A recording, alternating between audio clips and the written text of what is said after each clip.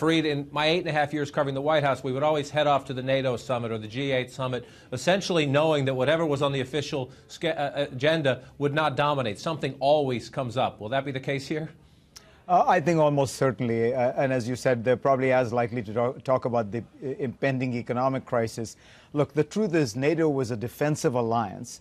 It was designed for really to protect against Russia, against the Soviet Union during the Cold War. And ever since 1990, when all that ended, it's been flailing around looking for something to do. But it is a very useful time when all these heads of state, heads of government get together, and there's always something or the other on the agenda that's pretty crucial.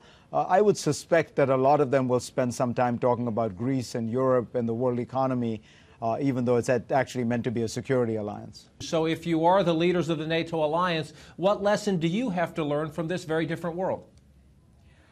I think that, political stability is a little bit like oxygen. When you have it, you take it for granted. We don't notice there's oxygen in this room, in my room, and in yours.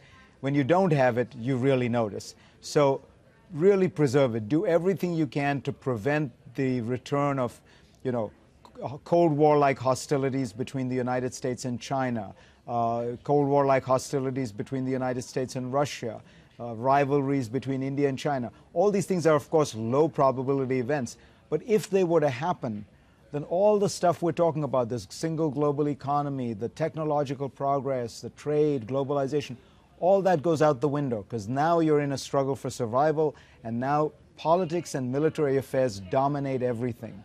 So, it is really true that we have the luxury of worrying about some of the kinds of things we worry about, which are real problems, but nothing like the problems of nuclear war during the Cold War, World War II, World War I.